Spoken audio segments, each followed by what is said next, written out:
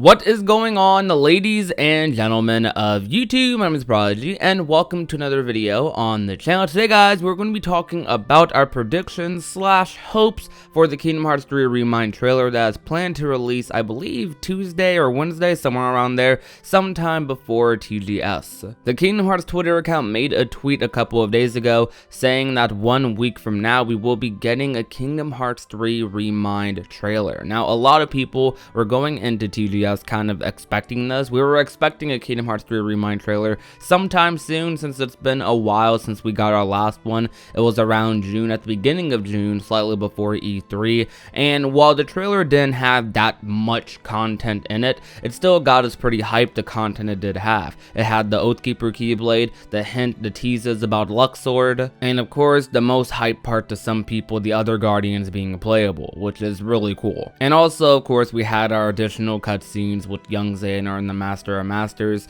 who I really am excited for, because I really miss hearing Ray Chase play as the Master. Like, I'm very glad the Master is going to be in the future of the Kingdom Hearts series. I knew he wasn't just going to be some weird one-off character for key back cover. I'm glad they're going to be making a whole saga about him, and I can't be more excited. But actually, to contradict that statement, what would make me more excited would be these few things that I would love to happen in the Kingdom Hearts 3 ReMIND trailer next week. Now, all of these things don't need to happen in the same trailer, as I'm going to mention later in the video, but if at least one of these little things happened, I would be very satisfied. So, starting us off, I really would like to see some of those limit cut bosses. We know that one of the episodes that's going to be part of the DLC will be episode limit cut, or the limit cut in bosses, and I'm hoping that with these bosses they showcase some new combo modifiers and abilities, because I really feel like those are some things that Kingdom Hearts 3 lacks a little bit in combo modifiers for Sora, and of course those tough boss fights that really give you trouble on any difficulty outside of level 1. I mean, like, of course there's some endgame bosses that might give you some trouble on critical or above, and anti-aqua or triple Xehanort, maybe a armored Xehanort. Some of the orc fights can be pretty tough on critical or level 1 as well, which is what I mostly play on, but they're not the same as like a tough one-on-one fight, you know what I mean? Like, Dark Inferno, I feel like, is a really good step in the right direction, and if they take what they did with Dark Inferno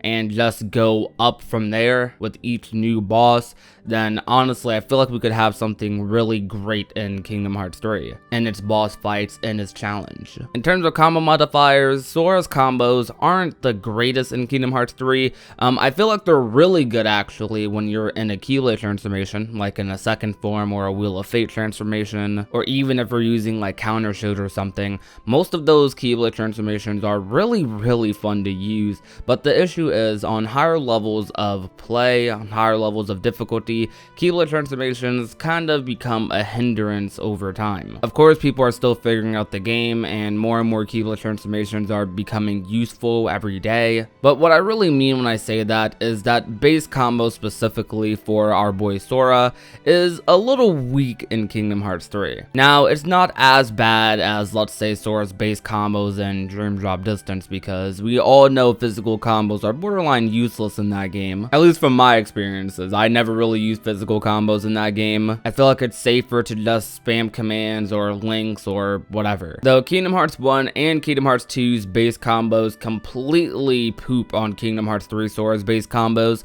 it feels like Kingdom Hearts 3 Sora completely relies on Keyblade transformations rather than having them be just another option like shot locks or links. Especially if you're playing on level 1, you basically do chip damage if you're not using Keyblade transformations or any of your other abilities. Base combos are, I won't say useless, because to build up that Keyblade transformation, they're useful in that sense, and you can, with a lot of work, make your base combos do a decent amount of damage, but overall it's not fully worth it in the end when your magic stat is as good as it is in Kingdom Hearts 3. I want Sora to have some longer combos in Kingdom Hearts 3, and some combos that are a little bit more optimal. a lot more safe, because in Kingdom Hearts 3 you're doing maybe like 3 to 5 hits and then you're immediately going into a bunch of finishers, all of them being very unsafe, having weak hitboxes, and putting you in a lot of end lag, which puts you in a state of disadvantage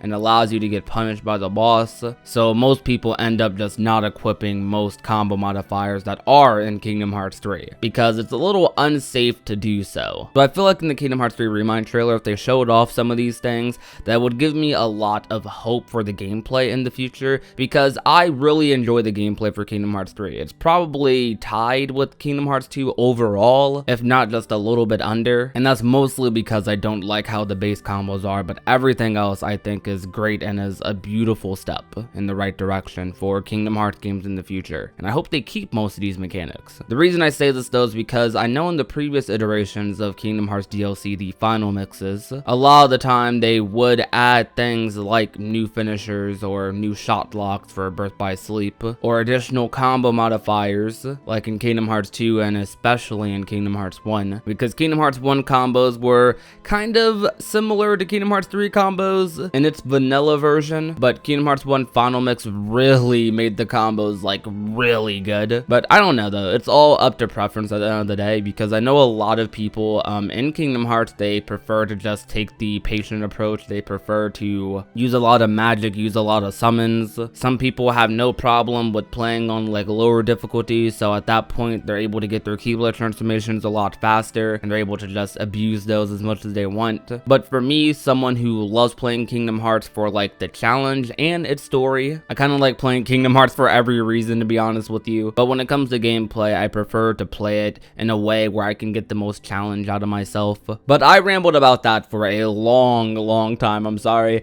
We still have more things that I would like to be in the ReMIND trailer, but that is definitely something I'm very passionate about. That is probably the thing in Kingdom Hearts 3 that I want the most, more combo modifiers and some really good boss fights that allow me to use those things. Now, the next thing that I would love to see in a ReMIND trailer, and this is something I'm especially excited for, is any slight story teaser for anything, for what the main story, the main fluff of ReMIND is going to be. Very similar to what they did with Luxord, but maybe something involving the Foretellers or the Master of Master. Kingdom Hearts 3, honestly for me, might have my favorite story in the Kingdom Hearts series. It's up there with Kingdom Hearts 1, but man, like whenever I think of my favorite Kingdom Hearts scenes, I can't stop thinking about all of the stuff that happened in Kingdom Hearts 3. Even like mid-game, some of those scenes are like some of my favorites, because Kingdom Hearts 3 really just felt so satisfying in terms of story. It made all of these years of going through the trauma with the Days trio, the sadness, the depression of the Birth by Sleep trio, and even experiencing how some of these older organization members wanted to redeem themselves, like Vexen and Ienzo, to be on our side, the Guardians of Light side, and help us out. Experiencing those story arcs was just so cool. Whenever I think back to some of my favorite scenes in Kingdom Hearts, things that pop up immediately are the From Chains to Bonds cutscene in Kingdom Hearts 3, the scene where the Birth by Sleep trio returns, the Last Light cutscene, the scene where Roxas returns. The ending for Kingdom Hearts 3 for me was bittersweet, but not bittersweet in the bad way. Bittersweet as in it was so good, but then they had to take my boy Sora away, which made me really sad, but also makes me excited for the future because they're going to be going a different direction, especially with recent interviews from Nomura. It definitely seems like that's going to be the case. Kingdom Hearts 3's story was just so cool, and I'm really excited for ReMIND because I can't wait to see what they do with Luxord, because Luxord was always one of those characters who I felt was like underrated. He was underrated for the right reasons, I guess you can say, because he didn't really have that much involvement, I guess, in the lore, but it makes me really happy that they're pushing Luxord into the spotlight, and I just cannot wait to see what they do with him. Same thing goes for the other missing ancient Keyblade wielders like Demyx, Larxene, and Marluxia now. so I can't wait to see what they do with them as well. And additionally, about the foretellers in the master, I don't know if they're going to talk about them in ReMIND.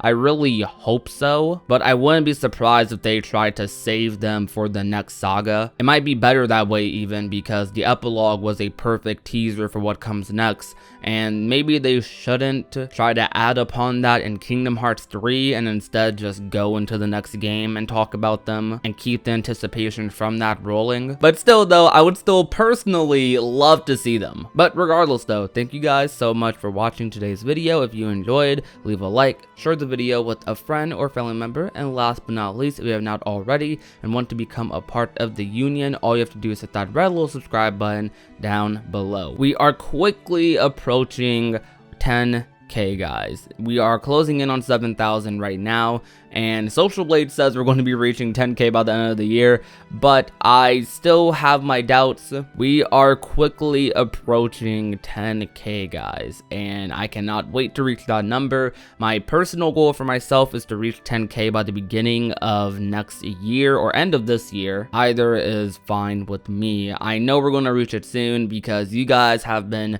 so supportive, so loving, so caring, so respectful, and I really just appreciate you guys. You guys mean the world to me. Thank you so much for all of your support. There won't be any live streams or anything this weekend. I might try and have a video uploaded Sunday, but I will 100% be back for when the Kingdom Hearts 3 ReMIND trailer drops. I might live stream the ReMIND trailer actually when it comes out, so look forward to all of that. But thank you guys for watching. My name is Prodigy, and I will talk to you guys soon. Peace out.